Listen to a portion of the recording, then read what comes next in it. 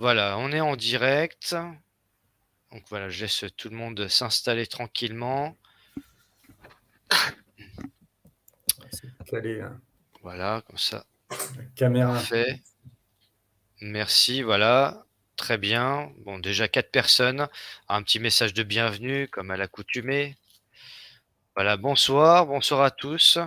Donc bienvenue pour cette émission, avec, ce soir, Denis Agré qui est mon invité et que je remercie, pour, sa présence parce que je sais qu'il est assez occupé en ce moment. Donc on a beaucoup de choses à dire. Déjà merci Denis d'être là. Bonsoir à toi. Plaisir. Voilà, sachant que, ce soir on va parler du parcours de Denis. Je voudrais commencer d'ailleurs cette émission avec un hommage tout particulier à nos personnels suspendus depuis désormais 559 jours. Je reviens de manifs où j'étais tout à l'heure pour, bien sûr les retraites, mais pas que, où justement, beaucoup de personnes m'ont interpellé, pour prendre des photos avec la pancarte que j'avais sur, les personnels suspendus. Parce qu'on a tendance à les oublier. On a tendance à oublier que depuis 18 mois, il y a des dizaines de milliers de personnes probablement qui sont toujours sans salaire, sans aucune aide, sans rien du tout et qui, finalement pour la retraite, ils n'y pensent même plus. C'est, j'allais dire, le cadet de leurs soucis parce que déjà leur but c'est de survivre. Et d'ailleurs Denis sort d'une grève de la faim qu'il a faite récemment, il nous en parlera tout à l'heure. Et d'abord, je voudrais commencer cette émission par, déjà te poser la première question sur ton parcours avant la crise sanitaire. Qui es-tu exactement? Alors, Denis Agré, je suis médecin.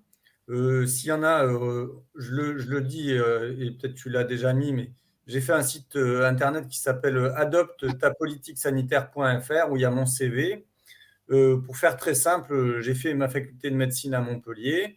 J'ai été thésé en 2006.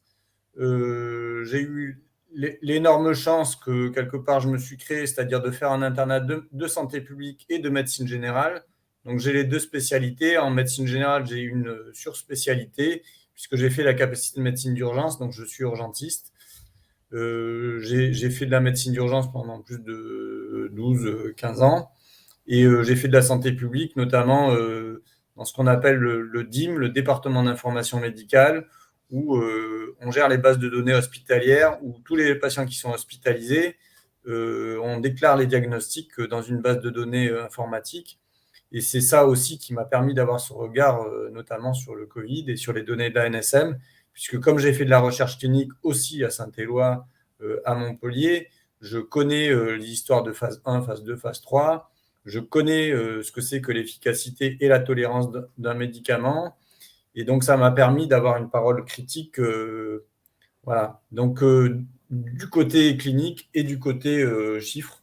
Et ça les dérange beaucoup. Alors Voilà. justement, je voudrais revenir sur ton métier. Comme je te le disais juste avant l'émission, moi je suis un candide, on va dire, dans ce milieu-là. Je n'y connais pas grand-chose et je le dis honnêtement. Durant la crise sanitaire, d'ailleurs, j'ai toujours fait comprendre, comment dire, aux contradicteurs et à la bien-pensance et au politiquement correct que moi, je ne parle pas en tant que scientifique ni médecin, ce n'est pas du tout mon domaine. Néanmoins, par toi, par tous nos personnels suspendus, j'ai appris, voire réappris certains métiers. Et aujourd'hui, avec le recul, qu'est-ce que tu peux nous dire sur le métier de médecin urgentiste? Quel est son rôle exactement? Bah, déjà, c'est un très beau métier qui me tient vraiment à cœur. Tu vois, récemment, j'ai fait une interview avec Carlo Brusa sur la Bien chaîne sûr. Réaction 19. Et quand j'ai évoqué ça, j'avais beaucoup d'émotions. C'est un métier qui m'a énormément plu, qui est très humain et qui est aussi très dur parce qu'on côtoie aussi la mort et on accompagne les gens dans des moments euh, assez difficiles, voire très difficiles de la vie. C'est un métier qui, pour une grande partie des urgentistes, se trouve dans les hôpitaux, mais aussi on fait du SMUR, donc on sort avec les ambulances ou avec l'hélicoptère faire du secours primaire quand il y a des événements aigus, ou aussi du transfert interhospitalier quand il n'y a pas les plateaux techniques nécessaires, et puis aussi de la régulation au 15 quand les gens appellent pour des détresses et pour pouvoir identifier l'urgence avérée ou pas, et quels moyens on envoie vers les personnes qui appellent, soit du conseil médical, soit une ambulance ou des pompiers, soit venez à l'hôpital, soit le SMUR quand c'est l'urgence absolue. D'accord. Donc tout ça, c'est aussi la force que j'ai eue dans tout ça, c'est de connaître la clinique, de connaître le terrain. On est la porte d'entrée de plus de 30-40% des hospitalisations en France depuis plus d'une vingtaine d'années. Hein. Euh, et c'est vraiment un métier magnifique qui, à mon sens, est extrêmement mis à mal par, un système financier qui a pris une envergure monumentale en 2008 sur la tarification à l'activité et sur des aspects économiques qui consistent à être rentable ou à faire de, de, de, de du volume, hein, puisque la tarification à Bien l'activité, sûr. ça repose sur le prix-volume. Et donc, ça a amené des considérations économiques dans l'hôpital public de manière très forte, qui sont venues tous les ans. Moi, j'ai vécu pendant 10 ans dans l'hôpital où j'étais, amener ce qu'ils appellent des plans de redressement, où tous les 2 ans, tous les 3 ans, on nous disait, ah ben, on va enlever 5 infirmiers, on va enlever 3 aides-soignants. Et ça, pour moi, ça a donné lieu, on y en dira un mot, à l'écriture d'un livre que j'avais fini en 2020, avant le Covid, qui s'appelle Une vraie maladie, qui parle de D'accord. ça. Et moi, pour moi, c'est un crève-cœur de voir, et pendant le Covid, ça s'est encore plus aggravé. Donc voilà, il y a notamment Gérald Kierzek, qui est un médecin urgentiste connu à Oui, Paris, qui en bien sûr. parle. Et ces considérations économiques sont complètement enfin, c'est très grave, et ça a perdu tout sens, c'est-à-dire que on peut pas soigner, on peut pas faire ce métier sans soignants, sans humains. Ça ne Bien sûr. marche pas. On peut être les meilleurs applicateurs de protocoles de prise en charge dans une pneumopathie, dans une embolie pulmonaire, dans une réanimation cardiovasculaire, parce qu'on a appris des ABAC pour être, on va dire, performant, ou en tout cas éviter l'erreur le plus possible. Mais quand il n'y a plus d'humains dans un service hospitalier, et en particulier dans un service d'urgence, ça amène à faire des erreurs, et parfois des erreurs graves. Alors justement, ce que tu dis là, ça me fait penser à plusieurs choses à la fois, donc je vais essayer d'être synthétique.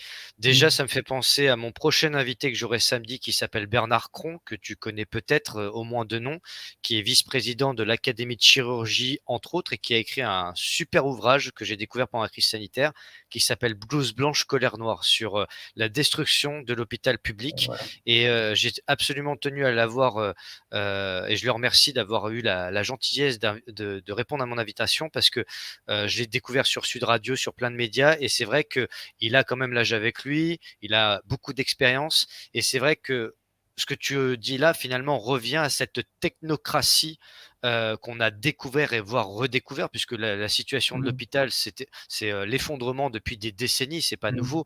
Pendant la crise sanitaire, d'ailleurs, j'avais pas mal fait de recherches sur le nombre de lits supprimés en pleine pandémie, supprimer des lits, suspendre des soignants, supprimer des postes, pendant qu'en parallèle, le en même temps fait que on dépense 60 millions d'euros par mois pour des vigiles qui contrôlent les passes sanitaires, voire les passes vaccinaux, ce qui est un non-sens en soi, et c'est là que finalement, Mm.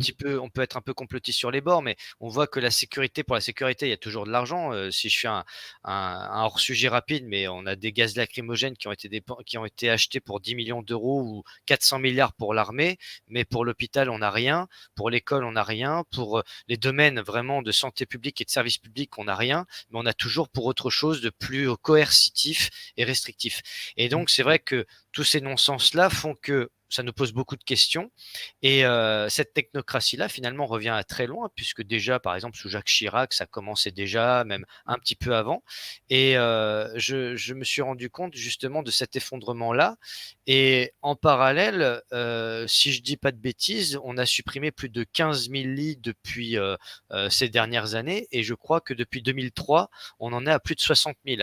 Donc finalement, toi, Déjà, la première chose que je voudrais savoir, c'est quand la crise sanitaire a commencé, dans quelle position étais-tu, déjà vis-à-vis de tes collègues, vis-à-vis de tes proches? Comment ils ont vécu tout cela avec toi?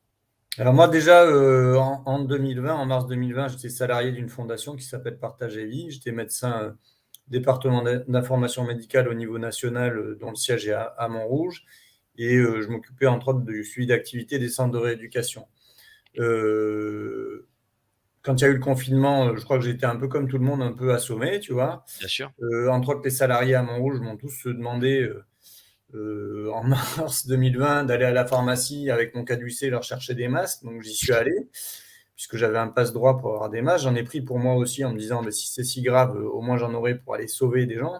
Oui, puis à On, l'époque, c'était on interdit d'en rappelle. vendre en plus. Mais en tout cas, les pharmaciens Oui, m'en ont délivré, tu vois. Surtout, bon, ben, on rappelle bien évidemment qu'on avait été largement applaudis. Et en avril 2020, comme à la télé, on nous disait que c'était la fin du monde et que tout le monde était en train de mourir, je suis allé bosser aux urgences d'Ajaccio pour voir ce qui se passait. J'ai vu un service vide. Et ça, mmh, c'est vraiment important à comprendre. Les choses les plus graves que j'ai vues, et ça c'est aussi important encore à rappeler aujourd'hui, parce que la considération de la santé, elle est sur tous ses aspects. Mais par exemple, j'ai vu un jeune homme de 45 ans qui a fait un AVC massif, mais pas à cause du Covid, à cause de son état de santé, puisqu'il était obèse, très il y avait probablement des sédentaire comorbidités, quoi. et tabagique. Et donc, il a bouché sa carotide et était paralysé complet. Donc, tu vois, ça, c'est hyper important parce que c'est toujours d'actualité. Bien Et sûr. là-dessus, le gouvernement a fait rien ou très peu pour faire de la vraie prévention.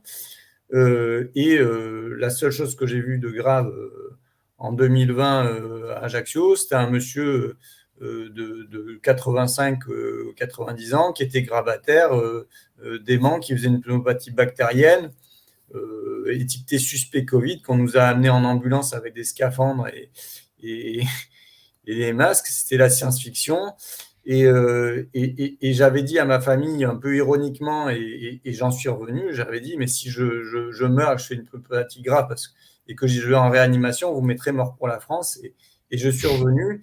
Euh, et en fait, si vous voulez, ça m'a permis de traverser ces peurs et de les faire tomber. Et en fait, en avril, mai 2020, j'avais déjà fait un énorme travail de déconstruction de cette propagande médiatique, parce qu'on ne peut pas l'appeler autrement, qu'on nous a vendue et qui est toujours d'une certaine manière à l'œuvre pour essayer de laisser du pouvoir à ceux qui sont encore en place, mais pour moi, ils n'ont plus de pouvoir. Voilà. Et après, Alors, pour répondre à 2 secondes vas-y. sur ma famille, ben, en fait, c'était toujours très, très délicat parce que, euh, comme la dissonance, vraiment la dissonance cognitive, notamment à travers les médias, était très forte. Petit Denis Agré, qui n'était pas un grand professeur agrégé de grande faculté, euh, on lui a dit pourquoi tu dis ça? Mais sauf que j'avais des chiffres béton, notamment de la fondation, qui m'ont permis dès novembre 2020, décembre 2020, de, De de, de, comprendre.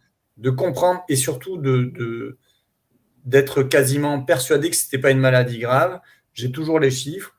Aujourd'hui, maintenant, et je recite Gérald Kierzek, il l'a mis sur Twitter, et maintenant dans les médias, c'est largement montré, même Raoult le dit, c'était pas une maladie si grave que ça, et on avait des moyens de la traiter. Donc moi, en fait, en novembre-décembre 2020, j'avais des chiffres, on m'a empêché d'en parler à la fondation. Je suis allé rencontrer mon directeur avec les chiffres à l'appui. Et pour moi, je l'ai écrit et je le redis, parce que j'ai revu une vidéo que j'avais faite avec Olive en mars 2021. Pour moi, ce qu'ils ont fait, c'est de la dissimulation de preuves, c'est-à-dire qu'on avait des chiffres. Je suis allé les rencontrer pour qu'on les communique au ministère, à d'autres EHPAD, et qu'on conforte nos chiffres. On avait plus d'1% du parc des EHPAD.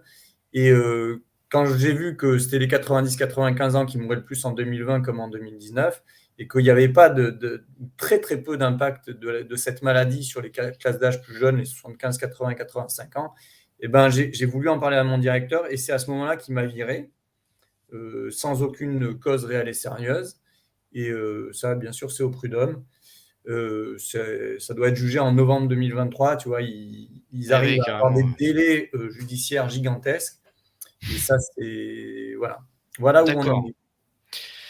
Alors, ça me donne pas mal de questions en tête, d'un coup. Mm, Déjà, je voudrais, rappeler à nos auditeurs qu'il y a une pétition que tu fais tourner depuis quelque temps déjà qui mm, est en lien, que j'ai signée personnellement bien sûr, que j'invite mm. tout le monde à signer. Alors on reviendra sur cette pétition tout à l'heure, mais, dans cette pétition, il y a tout ton parcours, ton CV et cetera. Donc c'est pour ça que je n'ai pas tout mis en Tout à fait. description parce que c'est long, Mm, mais, pour mieux te connaître en plus de cette émission.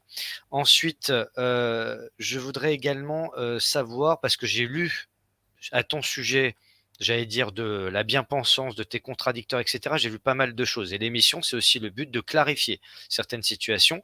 Moi, je t'avoue que je ne te connais pas depuis très longtemps, mais j'ai apprécié déjà ta démarche de résistance. Moi, tout entre guillemets, ce que j'appelle les lanceurs d'alerte que maintenant, le système appelle complotistes dès lors qu'ils remettent en question, mm, des narratifs officiels. Moi, ce que j'ai apprécié, c'est ta démarche de vouloir sensibiliser, d'alerter et comme tu étais à l'intérieur, on va dire, du système en quelque sorte, tu as voulu, en sortir en montrant une autre réalité. Et donc j'ai lu que tu avais soi-disant, entre guillemets, avoir été pro-vax et qu'ensuite tu avais changé d'avis, tu avais en gros retourné ta veste et que, au départ, bah, tu avais tendance à être du côté du système et qu'ensuite tu t'es retourné. Alors moi, ce que j'aimerais, c'est que tu nous donnes ta version des faits mm, et que tu nous expliques un petit peu ta démarche, j'allais dire intellectuelle et mm, scientifique. mm. Mais en fait, cette sémantique pro-vax, anti-vax, Ouais, déjà, ouais, elle a été aussi créée médiatiquement pour créer de la division, comme on dit, diviser pour mieux régner. absolument. Et très tôt, dès 2021, les médias m'ont traité d'anti-vax, d'égérie des anti-vax. Alors, je trouvais ça assez sympathique d'être traité d'égérie. Mais en tout cas, ce terme anti-vax ou pro-vax, il est clivant. Et en fait, récemment, à force de me réapproprier mon parcours et ma vie, et notamment, je l'ai dit le 11 mars 2023, la journée à Lyon pour soutenir les soignants et les non-soignants suspendus, j'ai dit, en fait, je faisais partie des pro-vax. Pourquoi? Parce que, déjà, depuis ma naissance, j'ai été vacciné. Hein, on m'a fait même le BCG, qui depuis a été supprimé, pour la petite histoire sur les vaccins. Et j'ai vacciné mes enfants, j'ai vacciné plein de gens autour de moi. L'hiver, quand il y avait la grippe, je me faisais le vaccin contre la grippe.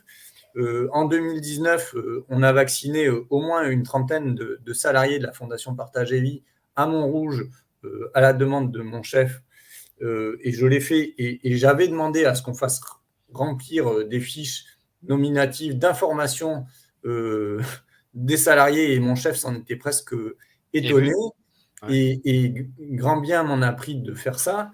Mais en fait, je faisais partie de ce mouvement où, où je croyais, où je vaccinais et je n'avais jamais remis en question le bien fondé de ces vaccins.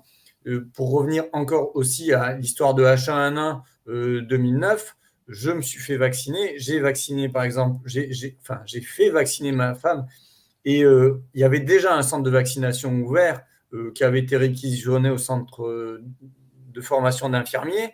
Et il y avait une salle dédiée aux urgences où je bossais pour accueillir les suspects H1N1. Et on faisait déjà les entraînements NRBC, risque nucléaire bactériochimique. On s'habillait en tenue blanche avec des masques FFP2 et des gants. Donc, si tu veux, tout ce narratif, je l'ai vécu.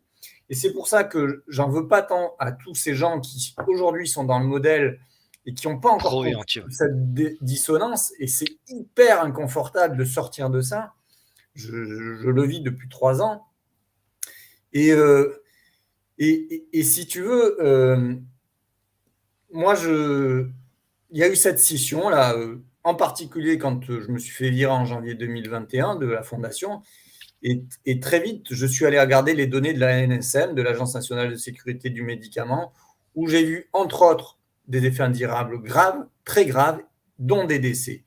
Et ce qui m'a vraiment amené à sortir, on va dire, de la secte des Provax et d'aller dans la case des antivax, Mais ce n'est pas une histoire de anti ou de provax, c'est juste de tomber dans un moment où tu deviens Lucide. conscient que, je vais dire des mots très forts, hein, Mmh. que j'ai été et que aussi les médecins qui y croient encore ont été trahis par les instances qui nous gouvernent et qui savent. Et ça, c'est intérieurement, c'est pour moi, c'est le plus gros. C'est le, tu vois, Louis Fouché, il en a parlé. Pour moi, c'est le plus gros deuil, c'est-à-dire que mes pères, médecins, y compris de la faculté de médecine de Montpellier, euh, savent et ne nous ont jamais dit. C'est ça, c'est Et, surtout et, ça, ouais. et en fait, tu vois, il y a quelques semaines, moi, j'ai fait de la bibliographie. En fait, au moment de Noël, j'ai encore creusé l'histoire des myocardites vaccinales dues au vaccin du Covid.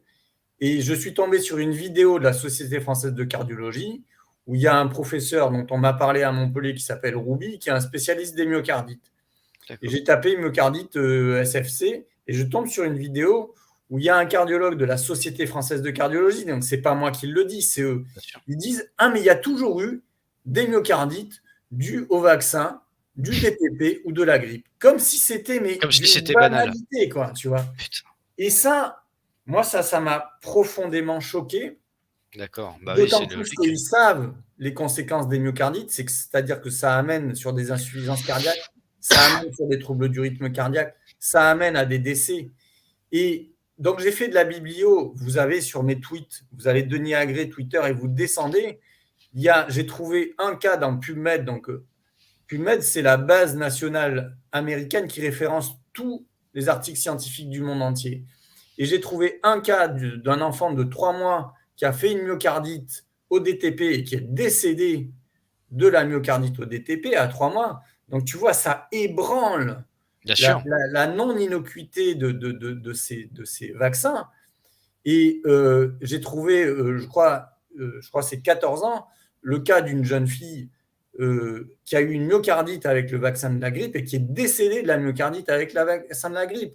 Donc, si tu veux, ça nous amène, et ça m'a amené dans des considérations Pardon. de, de constats, de faits prouvés, documentés par la science, pas la poudre de perlimpinpin, que ces vaccins ont des conséquences qui sont graves et qui, pour des maladies qu'on peut soigner, qu'on peut prévenir sous tous les aspects. Et moi, ce qui m'intéresse beaucoup, c'est de parler de la santé pour éviter de tomber malade. Eh bien, de se dire que ces vaccins, et entre autres ceux du Covid, n'ont pas d'innocuité, c'est-à-dire qu'ils n'ont pas prouvé le fait qu'ils étaient bien tolérés. Et je reviens à l'histoire de la recherche clinique. Quand un médicament, dans un déroulé d'études de phase clinique 1, 2, 3, bien conduite, en phase 1 et 2, on étudie d'abord la tolérance chez les volontaires sains. Donc, on donne un médicament à des gens qui n'ont pas de pathologie, qui sont screenés pour ça. Et s'il y a un seul décès dans l'essai clinique, on arrête l'essai clinique. C'est ce que disait Et Perron sur certains vaccins d'ailleurs. Il dit pour moins que ça, pour 10, 20 décès, on arrêtait tout. Là, il y a des milliers, sans compter les effets secondaires, mais il y a eu des milliers de morts de tous les âges, les sportifs qui tombaient sur le terrain, etc.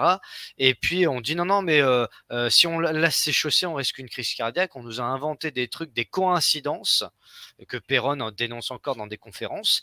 Et ça rejoint tout à fait ce que tu disais, bien sûr. Et donc, si tu veux, ça, c'est vraiment des choses que les gens ne connaissent pas parce que ce n'est pas leur métier. Mais dans un métier, on étudie la tolérance et l'efficacité. Alors, pour le prendre à l'envers avec l'histoire des vaccins du Covid, on a toutes les données, et maintenant, c'est médiatiquement connu, ces vaccins du Covid ne sont pas efficaces. Donc, à quoi ça sert, hein? Est-ce que tu Même les pas. appellerais vaccins véritablement? Après, c'est de la sémantique, tu vois. Bien C'est sûr. de la sémantique. C'est pas. En fait, ces produits sont pas efficaces pour prévenir la maladie du Covid. Ils sont même pas efficaces pour prévenir les cas graves, ni les décès dus au Covid.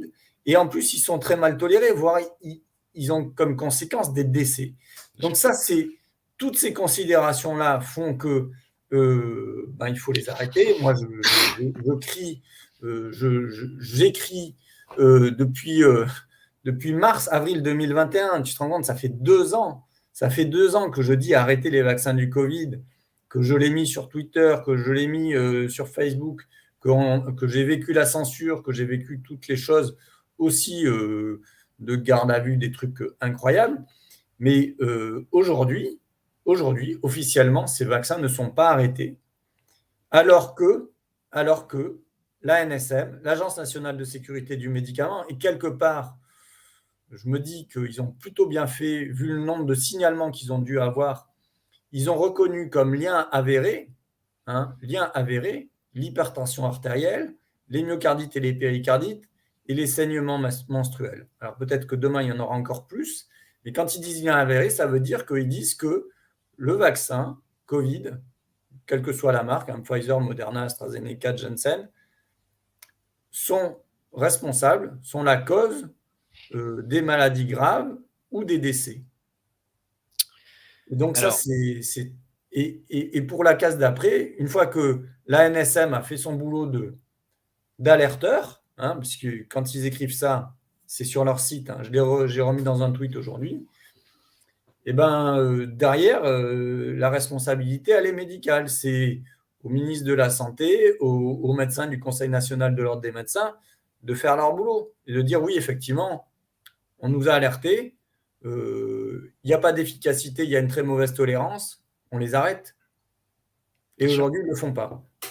Alors, ce qui est assez intéressant dans ce que tu disais, c'est que déjà, moi, je salue ton courage quand même parce que quand on a été, on va dire, formaté en quelque sorte, hein, par, le système avec le principe des vaccins. Tu nous parlais de tous les processus de vaccination que tu as fait toi et tes proches.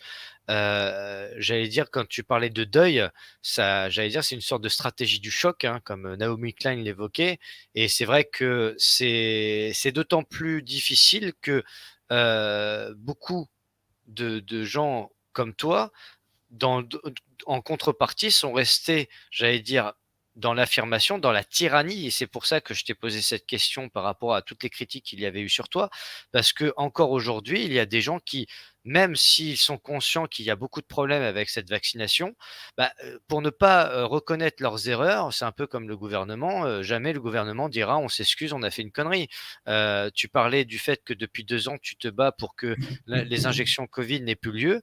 Depuis, 18 mois, on se bat pour que vous soyez réintégrés, pour que, les personnels suspendus soient réintégrés. On est quand même encore une fois à 559 jours. Alors, je le dis pour nos auditeurs parce qu'aujourd'hui, il y avait la manif contre la réforme des retraites, et j'y étais personnellement et moi, sur mon panneau, j'ai pas seulement mis la retraite, j'ai mis aussi les crises multiples parce que la crise bancaire est en cours. Donc on a un krach boursier énorme avec tout l'argent magique qu'on a dépensé depuis pendant 2 ans. Il faut rappeler qu'on 500 milliards à peu près, c'est ce qu'a coûté la crise sanitaire à confiner des gens en bonne santé. Parce que ça, c'est tous les effets collatéraux, que beaucoup ont oubliés, mais, les suicides en série, la comment dire? La psychiatrisation aussi des opposants. Faut savoir quand même que pendant la crise sanitaire, on nous a fait signer des auto-attestations pour s'autoriser à sortir de chez soi et ça personnellement, je ne l'oublierai jamais. Même, la veille de ma mort, je pense que ça me reviendra parce que on ne pensait pas qu'une telle absurdité était possible dans le pays des droits de l'homme et du citoyen. Alors c'est bien beau parce qu'on nous bassine avec la constitution, on nous dit que le 49.3 c'est démocratique, mais c'était pas prévu pour être utilisé automatiquement et on nous dit qu'on a la chance d'être dans un pays, extrêmement civilisé et finalement, on s'aperçoit que notre système s'effondre de toutes parts et il est en train de craquer de partout et donc dans le niveau de l'hôpital et c'est pour ça que j'en parlerai avec Bernard Cron, samedi soir, en réalité, on est passé de la première place en 1970 à la 26e ou 27e place en 50 ans. Et donc, on a régressé de manière extraordinaire, ce qui fait qu'aujourd'hui, bah, parmi ceux qui se moquent de nous, ce sont les Africains. Parce que tu parlais du professeur Raoult tout à l'heure, ça a été un des premiers à évoquer la chloroquine. On a eu professeur Perron. Alors tous ceux qu'on a découverts durant la crise sanitaire et qu'on ne connaissait pas forcément, en tout cas moi j'en ai découvert beaucoup à ce moment-là, je les ai lus pour la plupart d'entre eux et beaucoup malheureusement de fact-checkers et de gens de la doxa ne les ont pas lus ou alors les ont mal lus et donc on considérait que c'était des gens qui quand même ont un cursus universitaire, une expérience Et moi, ça m'a beaucoup choqué parce que, en réalité, des pontes comme le professeur Montagnier, pour qui j'ai une pensée ce soir, qui repose en paix, qui avait déjà dénoncé les injections et le fait que dans ces injections, il l'avait dit sur CNews, hein, donc qui n'est pas censé être une chaîne complotiste, je pense, il disait qu'il y avait des fragments du virus du sida, du VIH, etc. Donc il a été banni quasiment des médias. Le professeur Perron, lui, n'est plus invité dans les médias. Et donc, bah, toi-même, Denis, dans les médias, j'imagine que t'es pas beaucoup passé. Donc, voilà, c'est aussi l'occasion de vous donner la parole à vous, qui êtes finalement à l'intérieur même de ce système, qui avez vu des choses. Je pense même à Nicolas, l'aide-soignant, qui, à l'hôpital de Montpellier, avait filmé justement les lits vides pendant la crise sanitaire, parce qu'on nous a tellement raconté de mensonges. Et comme finalement, on n'était pas encore conscient avec ce choc mondial qui est arrivé, tout s'arrête d'un coup. Donc moi, j'ai ressenti la même chose que toi en réalité, hein. J'ai eu cette forme de panique, même le syndrome de la cabane, une forme de syndrome qui fait que on ne veut plus voir le monde extérieur, on préfère être reclus dans une grotte chez soi. Et c'est vrai que ça a permis au système de nous mentir sur les masques, sur plein de choses. Donc déjà, il y a eu ça. Ensuite, toi, à quel moment finalement tu t'es rendu compte bah, du mensonge et à quel moment tu as vraiment commencé à alerter? C'est environ il y a 2 ans finalement. C'était janvier 2021, hein, tu sais, donc Janvier 2021, d'accord. ça fait plus de 2 ans. Juste, D'accord. alors, je le redis parce que tu l'as déjà dit, on pourra en reparler, mais si vous voulez vraiment avoir beaucoup d'informations, vous tapez Denis Agré pétition et vous allez, là, il y a 32 000 signatures. Ouais, Je vous la mets je l'ai vite mis en fait lien, comme ça. tout à fait. Euh, c'est très important. C'est pas une histoire de cause personnelle, c'est une histoire que plus il y a de gens qui me soutiennent, tu vois, plus Bien ça me sûr. donne euh, du crédit. Euh, Tu as parlé de la psychiatrisation en 2 mots. Je dois repasser le 18 avril au Conseil régional de l'Ordre des médecins avec mon avocat pour demander ma réinscription au Conseil de l'Ordre de l'Hérault. Et il faut que je le fais très, très résumé, mais en gros, ils ont refusé de me réinscrire pour des considérations psychiatriques.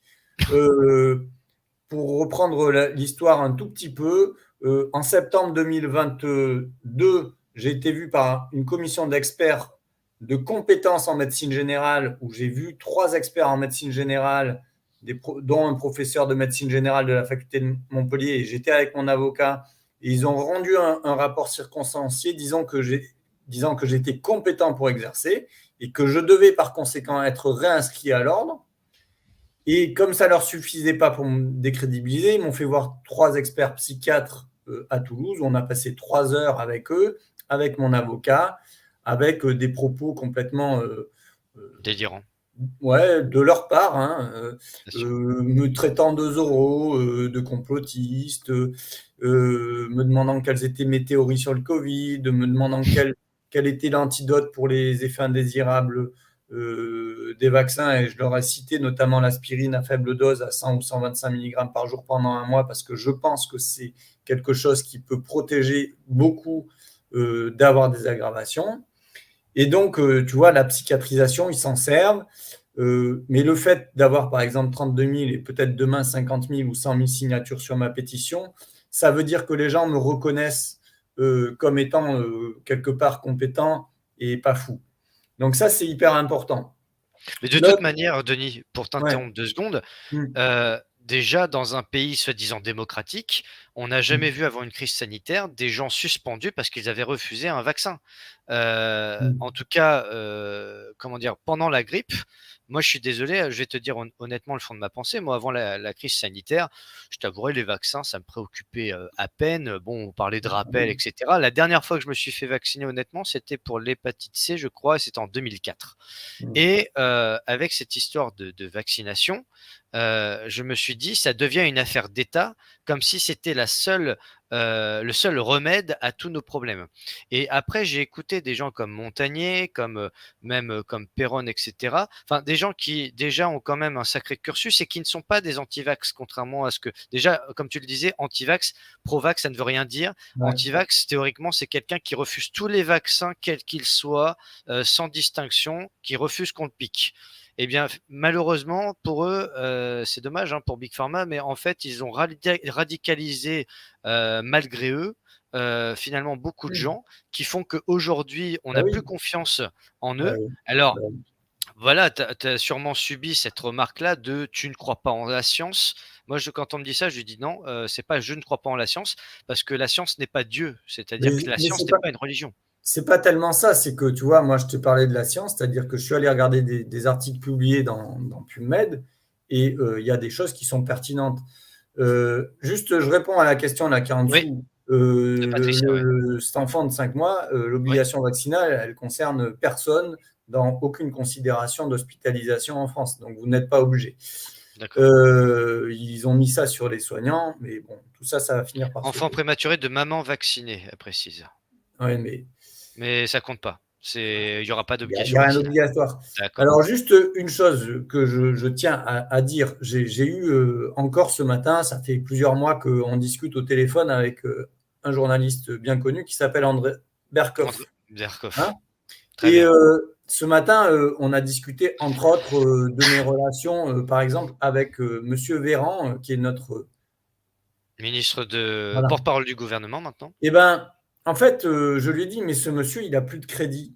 Il a plus de crédit social. Pourquoi? Parce qu'en fait, les gens ne lui font plus confiance. Et quand le peuple n'a plus confiance dans des gens qui dirigent, pour moi, ils ont perdu leur pouvoir. Bien Alors, sûr. Berkoff me dit, mais c'est le pot de terre contre le pot de fer. Mais en fait, je lui ai dit, c'est un adage. C'est-à-dire qu'en fait, tout ça, c'est de la sémantique pour faire peur aux gens. Et moi, j'ai dépassé toutes ces considérations-là. Je, en fait, dans l'idéal, presque, ça serait qu'on puisse se rencontrer un jour, tu vois, qu'on puisse discuter. La question du jugement, du non-jugement, elle est extrêmement complexe. Euh, je te donne deux éléments de réflexion. C'est pas pour autant que moi j'ai déposé plainte, vous l'avez sur Twitter, je l'avais mis sur Telegram, j'ai déposé plainte contre Véran et Brown, donc les deux ministres de la Santé, et contre les deux présidents du Conseil national de l'ordre des médecins, Bouet et François Arnaud, pour homicide, hein, mise en danger de la vie d'autrui, menace de mort, en relation avec ces vaccins du Covid. Hein. La plainte, elle est enregistrée dans une gendarmerie. Donc ça, c'est hyper important. Hein. Euh, Moi, je ne m'amuse pas à aller déposer plainte contre des confrères. Je ne l'ai jamais fait. Et Et encore moins contre des ministres. c'est un fait d'une particulière gravité. Bien sûr. Pourquoi je l'ai fait? Lui, monsieur le ministre et le directeur de l'ARS Occitanie, il faut rappeler qu'ils ne se sont pas gênés pour déposer plainte contre moi pour une soi-disant menace de mort d'un directeur d'ARS, ce qui est totalement faux et qui doit être jugé en appel. On a fait appel, donc c'est suspensif de la décision, pour lesquels j'ai eu 6 mois de prison avec sursis. Mais le ministre de la Santé a déposé plainte contre moi. Donc moi, en retour, je me suis autorisé un jour à le faire. Mais pour sortir des histoires de jugement et de guéguerre, parce que c'est de la guéguerre, c'est de la guéguerre médiatique, c'est de la guéguerre juridique. Et moi, j'ai envie qu'un jour, on sorte de tout ça. J'ai vraiment envie qu'on sorte et qu'on soit dans un Absolument. moment de paix. J'ai écrit et j'ai tweeté, s'il faut que ça soit le 8 mai 2023, l'armistice, moi, je suis prêt à l'Élysée pour discuter avec notre président. Hein, même s'il est haï par plein de gens, moi, je suis prêt à aller discuter avec lui. Euh, et c'est vraiment de manière simple.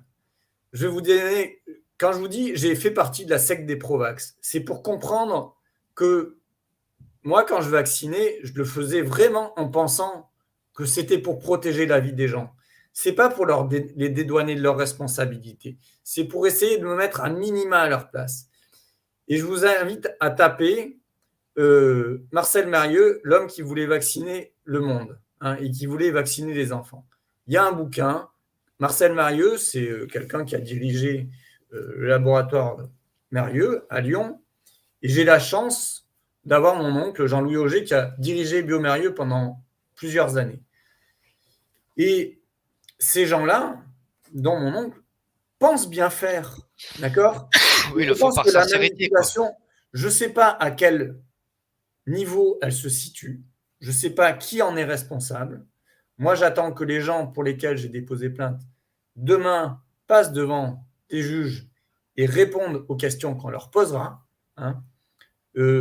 Moi, je sais personnellement que j'ai avisé, écrit à Jérôme Salomon dès janvier 2021. J'ai écrit au conseil départemental de l'Ordre de l'Hérault, et je nommais notamment Philippe Catalin, le président du conseil de l'Ordre de l'Hérault, pour lui dire en mai 2021, vous avez aussi dans mon tweet de quelques jours la copie du mail que je lui ai faite, où je lui parlais déjà des myocardites, et où il y en avait à peu près 500.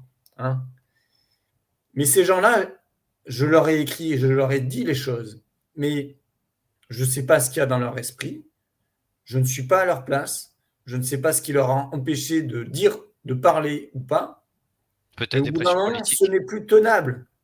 Je suis encore allé voir en décembre 2022 et j'ai eu au téléphone le professeur Pasquier, le chef de service de cardiologie de Rythmo de Montpellier. J'ai écrit à Ariel Cohen, qui est un cardiologue éminent, président de la Société française de cardiologie. Et Cohen, il m'a répondu par mail, oui, il faut une IRM cardiaque pour l'infirmière que vous connaissez qui a eu 3 doses et qui a des douleurs thoraciques. Donc, si tu veux, au bout d'un moment, il va falloir que le corps médical assume ses responsabilités. Mais c'est pas tenable dans le temps. Encore ce matin, j'ai discuté avec une jeune fille de 26 ans qui était complètement éberluée quand je lui ai parlé de cette pétition. Elle m'a dit oui, moi j'ai fait 2 doses. Elle m'a demandé mais c'est quoi les symptômes d'une myocardite? Et je lui faisais le parallèle juste avant en lui disant que dimanche dernier au marathon de Montpellier, il y a une jeune fille de 26 ans qui a fait un arrêt cardiaque. Est-ce qu'elle était vaccinée? Je n'en sais pas. Mais en tout cas, on peut laisser le doute. Et Bien je ne sûr. sais pas non plus si cette jeune fille, elle est décédée depuis. Mais malheureusement, il y a des dizaines, voire plus d'enfants de moins de 18 ans qui sont morts à cause de ces vaccins. Alors Donc, au bout d'un moment, c'est plus tenable. C'est plus justement, tenable. Denis, tu mets un point sur un mot sur lequel je voudrais revenir Mm. et qui nous a été reproché pendant maintenant ces 3 dernières années, c'est le doute. C'est quelque chose Ah oui, que voilà, la science pourtant, c'est le doute. Je me permets une légère digression. Moi, je travaille dans la préhistoire, je suis guide dans un musée et la préhistoire, c'est du doute permanent, c'est de la science et forcément les recherches scientifiques évoluent au fil du temps sur l'Homo sapiens et cetera. On est dans le doute absolu permanent, c'est-à-dire que rien n'est figé et en réalité, les gens ont découvert que la science, bah, c'était pas une perfection, c'est-à-dire que, il y avait pas, la vérité absolue et une nouveauté aussi durant cette crise sanitaire qu'on n'avait pas auparavant, pas à ce point en tout cas, c'est la notion de fact-checker, de décodeur. C'est-à-dire qu'un groupe de gens, payés on ne sait comment, subventionnés on ne sait comment, eh bien, ont pris entre guillemets «le pouvoir de l'information», en tout cas de ce qu'ils appellent l'information, en oui. disant voilà, nous, on a la vérité, on sait ce qui se passe, on a fait des recherches, on est en gros ceux qui décodent les informations, vraies ou faux. Hein. D'ailleurs, ils ont des émissions comme ça. Je ne les citerai pas, tout le monde les connaît, mais ils ont considéré que des gens qui avaient quand même 40, 50 ans d'expérience, qui avaient commencé leur carrière dans les années limite 70-80, étaient des charlatans parce qu'ils ne disaient pas ce qu'il fallait dire dans le système politico-médiatico-sanitaire. Et donc, ces gens-là, en fait, sont devenus les grands, je les appelle les grands gourous, hein, parce que ils ont tendance à considérer les complotistes comme des gourous et ceux qui, finalement, comme Alexandra Orion-Côte, que j'ai derrière moi, les apprentis sorciers, ou notamment la santé en bande organisée par Anne Jouan et le professeur Christian Richer, qui est un excellent ouvrage aussi, comme des gourous, parce que bah, comme ils ont une communauté qui les écoute, forcément, le gourou va influencer et va lobotomiser toute la communauté pour adhérer. Alors, je voudrais juste rappeler que la science n'est pas une vérité absolue, qu'il n'y a pas de consensus scientifique, ça n'existe pas. Comme disait Raoult, le consensus, c'est Pétain. Quand tout le monde est d'accord sur un même truc, c'est qu'il faut se poser des questions. D'ailleurs, Mark Twain disait souvent, comment dire, quand je commence à penser comme la majorité, je m'arrête et je prends du recul. Et justement, le problème de cette crise sanitaire, c'est que en fait, la science, comme on le disait tout à l'heure, est devenue une forme de religion. Alors, ça a donné d'ailleurs le covidisme à un moment. Et finalement, si on n'adhère pas au covidisme, eh bien, on est complotiste. Et on parlait de la sémantique, et je l'ai dit dans plusieurs émissions, notamment avec Pierrick Thévenon au départ, les mots ont un sens. Et en fait, comme on est entré dans un monde orwellien, dans ce nouveau monde que Davos veut nous créer, veut nous imposer, eh bien, on change le sens des mots.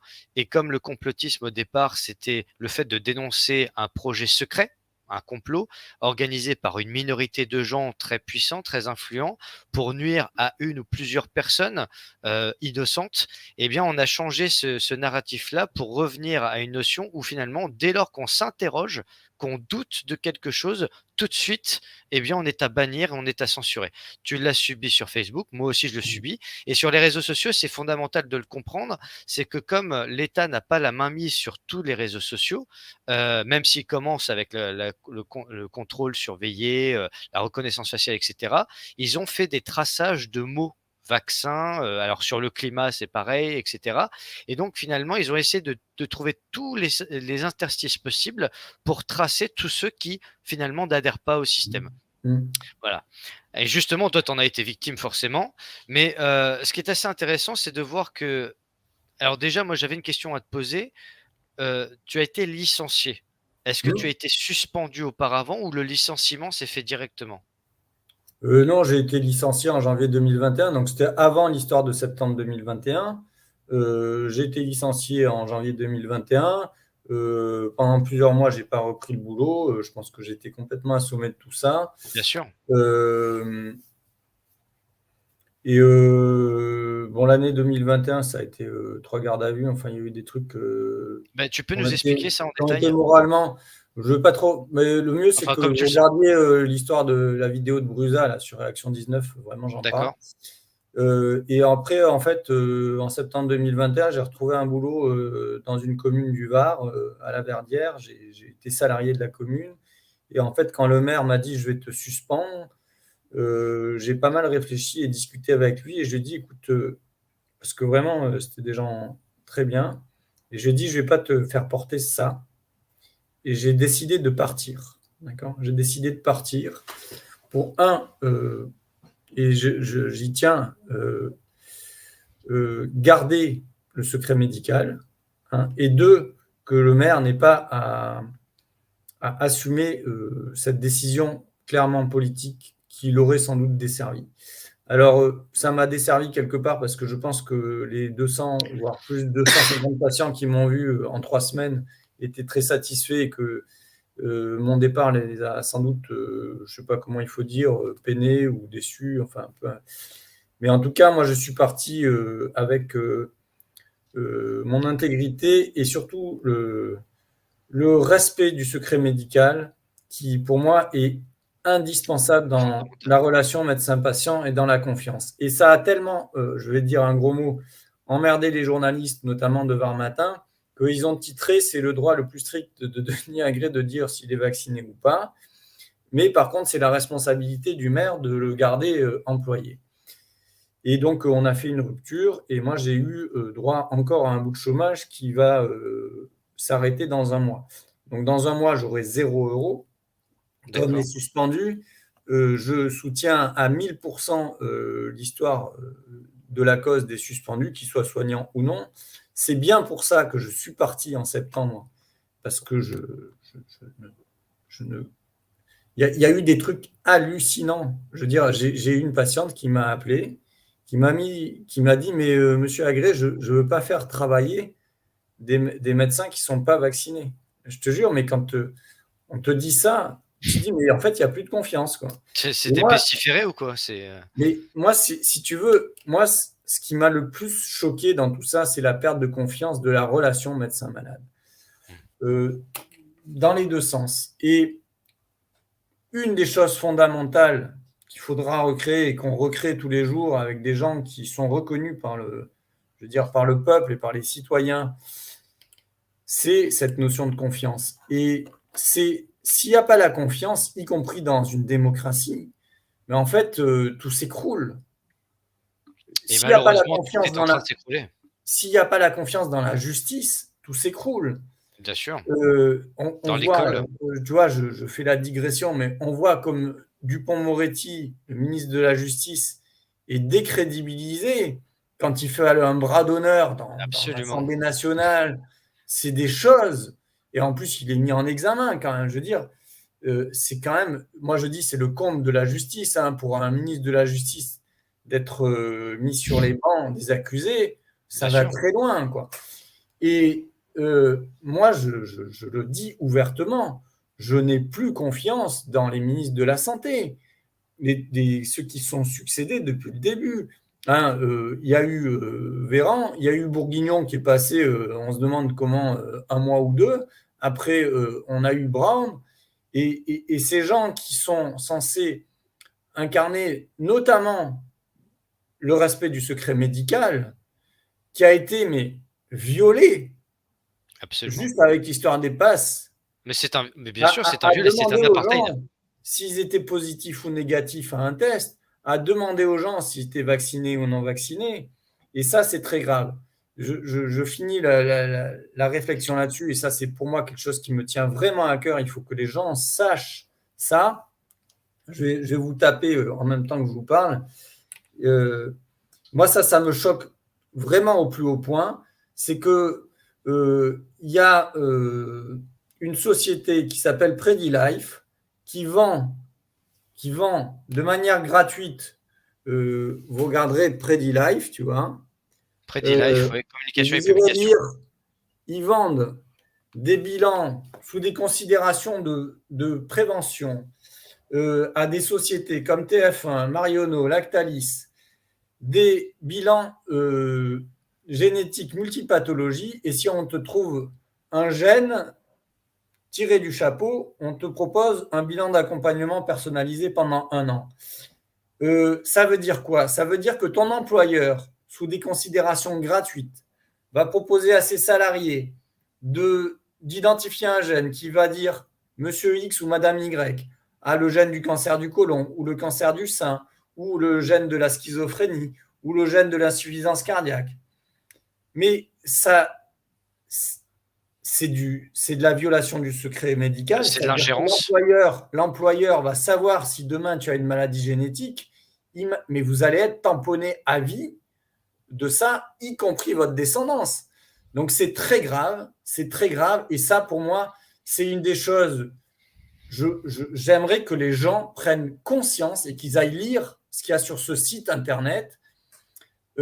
C'est des sociétés, cette société est cotée en bourse, hein, et il faut que les gens comprennent que tout n'est pas déterminé dans la vie par la génétique, mais aussi par nos comportements de consommateurs, de ce qu'on ingère, de ce qu'on boit, de ce qu'on fume. Et ça, je vais faire un tour en Bretagne. Là. Je vais attaquer du 1er au 15 avril qui viennent, où je vais parler tous les soirs. Je veux parler de la santé. C'est-à-dire que la santé, c'est quelque chose qui nous appartient, qui nous est donné à la naissance. A priori, quand on est plutôt en bonne santé. Et après, c'est comment on continue à être en bonne santé. Et tu vois, pour prendre juste la thématique des cancers, tu vois, derrière toi, tu as Alexandra en Encode, Oui. on a beaucoup échangé. Elle parle notamment de l'augmentation des cancers avec les vaccins du Covid. Moi, j'ai une position assez différente d'elle. Je dis, et vraiment, on a eu un débat contradictoire intéressant et respectueux avec Alexandra, et elle le sait.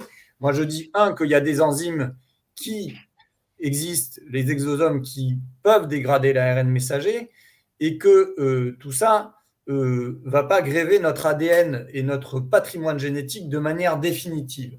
On n'est pas une colonne d'ADN de la tête aux pieds. Je crois que j'ai regardé, on a 3 fois 10 puissance 13 cellules dans le corps. Donc, de quelle manière une injection d'ARN puisse transformer tout le génome de nos cellules, je n'y crois pas. Et après, en sens inverse, par contre, la peur, ça peut aggraver des processus inflammatoires. Le stress chronique peut amener de l'aggravation des processus inflammatoires et exacerber ou créer des cancers. Ce que je veux dire, il y a une étude, tu vois, on revient à du fact-check, et ça, c'est la réalité. J'ai fait un diplôme universitaire de méditation. Les gens qui sont calmes et qui font de la méditation de manière régulière, ils ont une augmentation, un allongement de l'extrémité de l'ADN de leurs cellules qui s'appelle les télomères qui sont capables de réparer l'ADN. Donc ça, c'est pour aussi donner de l'espoir aux gens, leur dire, c'est pas parce que vous avez une injection que vous allez tous mourir. Bien sûr. Et il y a des vraies solutions. Et tu vois, pour revenir à l'histoire de la génétique, vous pouvez taper le mot déterminisme. Nos vies, elles sont aussi conditionnées par ce qu'on va être au niveau sentiment, au niveau émotion, euh, Spirituel. spirituel, et aussi au niveau de comment on est ancré. Alors, tu vois, c'est un bouquin dont j'ai beaucoup parlé qui s'appelle Le pouvoir du moment présent de Eckhart Tolle. Oui, Comment aussi, dans notre individualité, à un moment de notre vie, on arrive à être axé sur ce qu'il y a maintenant, à se départir de, moi j'appelle ça le boulet ou le poids du passé. Hein. C'est-à-dire que on a tous des histoires du passé dans nos vies personnelles, dans nos vies familiales et aussi dans nos vies d'histoire de l'humanité. Hein. Et on a le droit, on a la possibilité de couper cette chaîne. Moi je dis c'est comme un boulet qu'on traîne. C'est un peu, pour moi, les gens qui sont beaucoup dans la dépression ou dans ruminer les histoires du passé en permanence, c'est qu'ils n'ont pas encore réussi à couper cette chaîne. Et qu'ils se disent, ben, moi j'ai vécu ça, donc c'est pour ça que je suis comme ça. Tu vois, ils justifient. Et ouais, après, une forme de victimisation, quoi. ouais. Et après, l'autre chose, c'est de se responsabiliser.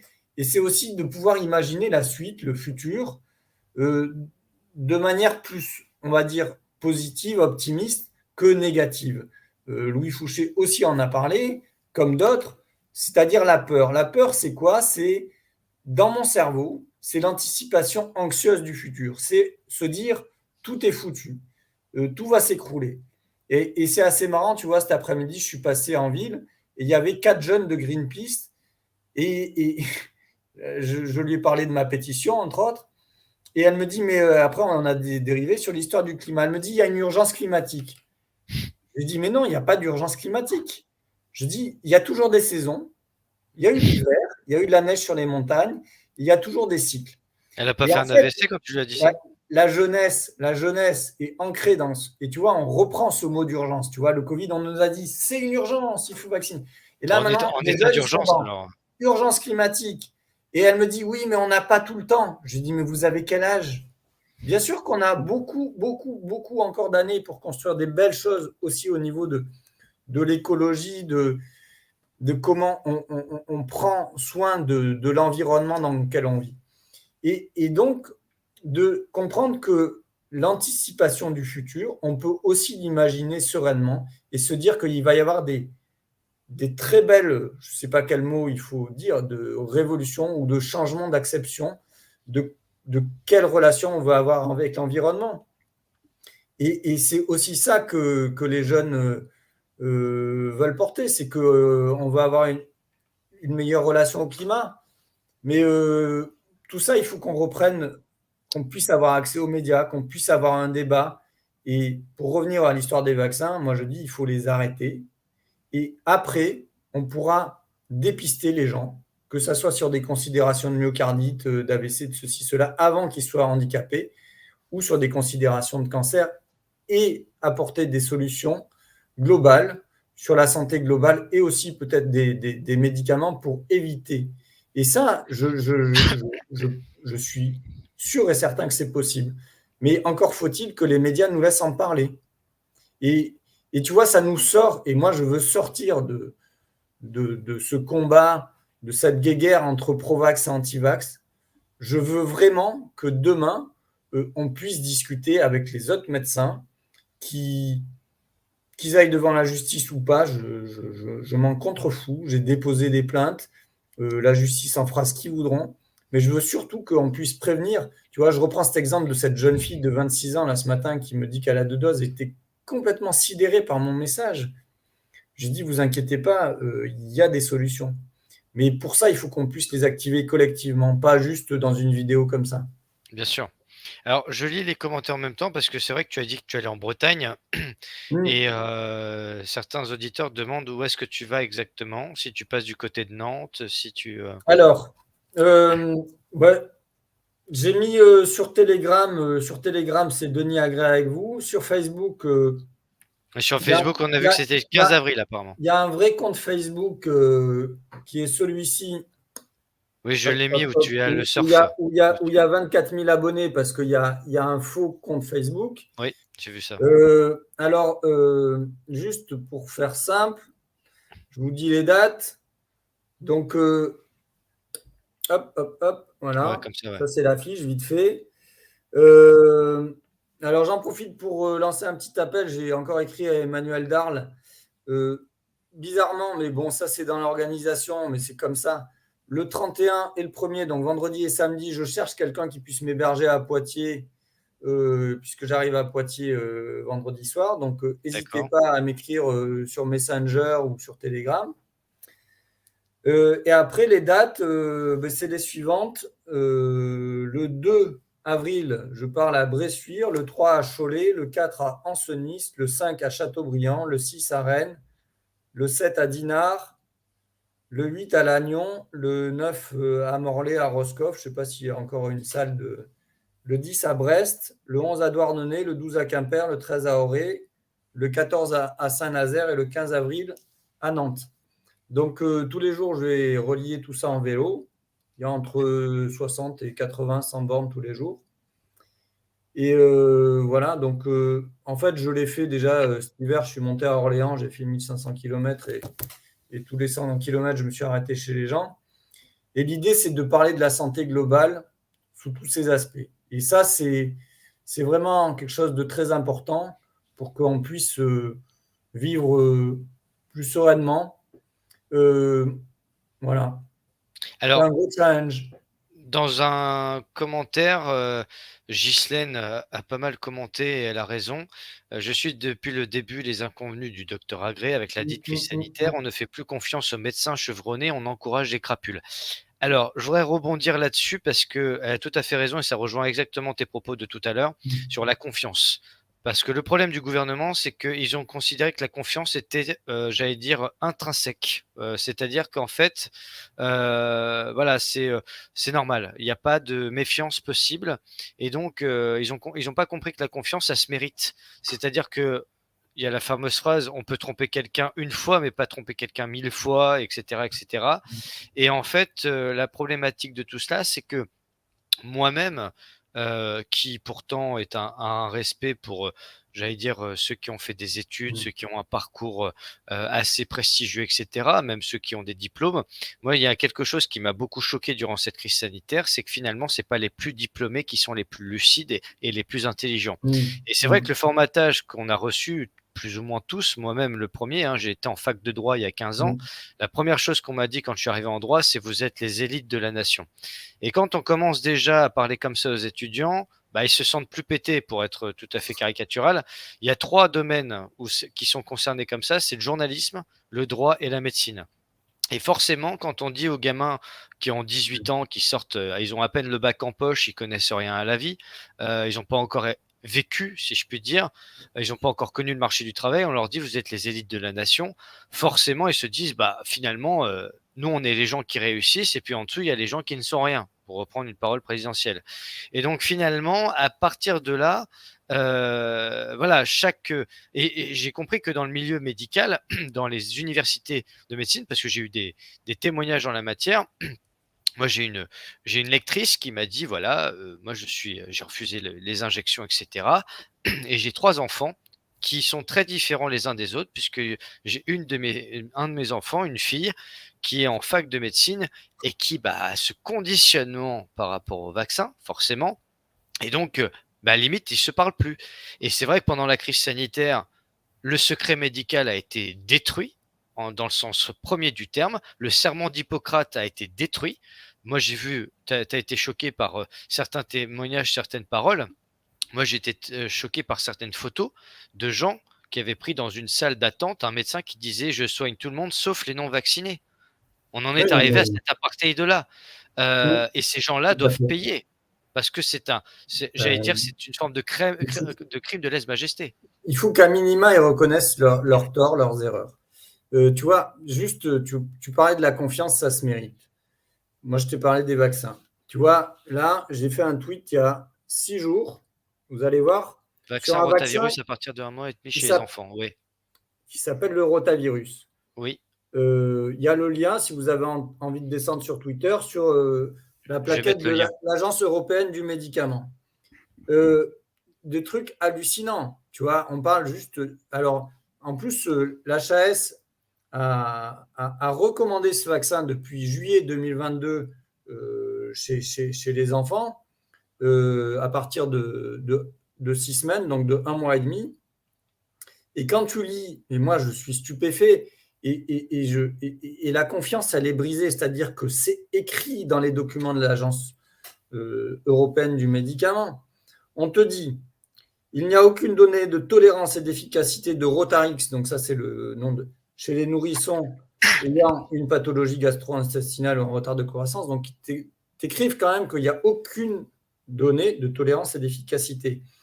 Après, sur la tolérance toujours, on te dit que ça peut donner des invaginations intestinales aiguës, donc c'est-à-dire un peu comme des occlusions chez des bébés de 1 mois et demi, 2 mois. Donc une occlusion, une invagination intestinale aiguë, si ce n'est pas diagnostiqué et traité à temps, ça peut amener au décès. Bien sûr. On te dit, et sur la notion d'efficacité, on te dit que il y a la possibilité, ça c'est sur la tolérance, on te dit que dans les 7 jours suivant l'administration du vaccin à rotavirus, il peut y avoir une augmentation du risque d'invagination intestinale aiguë, donc tu vois, c'est quand même chez des bébés. Et après, sur la notion d'efficacité, on te dit que quand même, c'est l'excrétion du virus dans les selles, donc on te vaccine contre un virus, le rotavirus, et on te dit l'excrétion du virus dans les selles est connue pour survenir après vaccination, avec un pic d'excrétion vers le 7e jour. Les particules antigéniques virales, donc en gros le virus, est détecté dans 50% des selles après la première dose. Donc ça veut dire qu'on vaccine un gamin contre un virus qui est gastro-entérite quand on se lave les mains et qu'on fait attention et qu'on donne des solutés de réhydratation, ça se soigne bien. Et là, on te dit que dans 50% des selles, on retrouve l'antigène viral et on te parle de présence de souches vaccinales vivantes, d'accord? Et que seulement 17% des selles étaient positives. Donc, ça dit quoi? Ça dit que l'HAS en France, en juillet 2022, recommande ce vaccin alors qu'il n'y a aucune donnée de tolérance et d'efficacité qui sont probantes. Donc moi, tu vois, et ça c'est du fact-check, tu vois, c'est sur Twitter, et vous pouvez aller télécharger le lien. J'ai mis le lien. Eh bien, c'est ça la science, et c'est même eux qui l'écrivent. Mais ils sont tellement... Je sais pas où ils sont. Franchement, je ne sais pas où ils sont, ces gens. Notamment à l'HAS. Ils ont loupé une case. Ou alors, ils sont tellement payés à obéir au laboratoire qu'il y a vraiment un problème de corruption. Mais alors justement, vas-y, je termine. Rien que ce truc du vaccin, du rotavirus, Rotarix, qui est plébiscité par la l'HAS en juillet 2022, et quand je vais mettre mon nez dedans, je tombe sur des trucs mais énormes. Eh ben, moi, je n'ai plus confiance dans ce système. J'ai plus confiance dans les vaccins qu'on nous propose. Et moi, a posteriori, ça m'a fait prendre conscience aussi. Je te donne un exemple personnel. Ma fille, à 7 mois, je l'ai vaccinée contre le pneumocoque. Et 2 mois, et à 7 mois, elle a fait une pneumopathie à pneumocoque. On m'a dit oui, mais c'est parce qu'il n'y a pas toutes les valences du virus, du pneumocoque, de la bactérie dans le vaccin. Mais tout ça pour dire quoi? Mais vraiment, moi, je le vis comme ça. Hein. On m'a menti. Mais on t'a trahi. On m'a trahi. Et putain, j'ai fait ma faculté de médecine à Montpellier. J'ai passé ma thèse et j'ai remis hier sur Facebook. C'est sur la pancarte de la faculté de médecine de Montpellier. Et je te jure, quand j'ai passé je m'en souviens encore, hein, quand tu prêtes serment, tu lèves la main et tu lis le texte du serment d'Hippocrate. Bien sûr. De jamais et à Montpellier, en haut, il y a écrit Olympus nunc Montpelliensis Hippocrates. Ça veut dire jadis Hippocrate était de Cos, maintenant il est de Montpellier. Mais où est passé Hippocrate à Montpellier et en France? Il faut revenir au fondement de ce qu'on nous a appris. Et je ne sais plus où sont mes collègues. Mais il faut qu'il y ait un réveil, quoi. C'est pas possible de continuer à être comme ça dans une société. Alors Ouais. finalement, tes collègues, tu les as retrouvés plus ou moins, que ce soit des gens que tu connaissais ou ceux que tu ne connaissais pas, puisque tu as fait partie de ceux qui ont participé à une marche qui s'est produite le 11 mars à Lyon. Et d'ailleurs, je voudrais saluer au Mmh. passage Pierrick Thévenon, Marius Jacob, Alexandra Oriocaude, Marc Doyer aussi qui était présent. Il y avait aussi Nicolas Dupont-Aignan qui est intervenu. Et je voudrais remercier aussi ceux que j'ai reçus en émission comme Brice, Armel Leroy ou encore Nicolas Le Soignant suspendu. Tous ces gens-là qui se reconnaîtront. Et je voudrais savoir déjà ton sentiment par rapport à cette manifestation. Et puis finalement, est-ce que ça vous a pas permis de vous retrouver, de recréer du lien et de retrouver un peu espoir malgré la situation dramatique que vous vivez? Ben, bien sûr que c'était très bien d'être tous réunis, c'était même indispensable. Vraiment, c'était chouette d'être là. Moi, je voulais pas y aller parce que toutes ces manifestations, ça prend beaucoup d'énergie. Je suis parti de Montpellier, on a fait 4 heures de bus aller, 4 heures retour, et tout Mhm. le monde a fait ce déplacement et c'était très chouette d'être tous ensemble. Qu'est-ce que je peux te dire là-dessus? Ben, moi, j'étais heureux d'être là. En fait, il y a plein de gens qui m'ont appelé pour me dire viens Denis, viens Denis, viens Denis. Donc, je suis venu. Voilà. Je suis venu pour témoigner mon soutien à tout ça. C'est ce que tu as fait une Euh, intervention à un moment aussi. oui, mais bon, si tu veux, c'est pas. La chose qu'il faut comprendre, c'est que les effets secondaires des vaccins, c'est aussi lié à la réintégration des soignants. A priori, on m'a envoyé aujourd'hui, il y a un projet de loi pour demander la réintégration des soignants qui est en cours. Euh, donc tout ça, ça va s'inverser et ça va se solutionner à un moment. Alors dans ce La- projet de loi, est-ce que il est prévu non seulement de les réintégrer, mais aussi, comme dans certains pays ça Sur s'est les fait, indemniser. Ben, voilà, j'ai pas l'impression, tu vois, on me l'a envoyé aujourd'hui. Je vous lis pas tout le truc, vous irez le lire.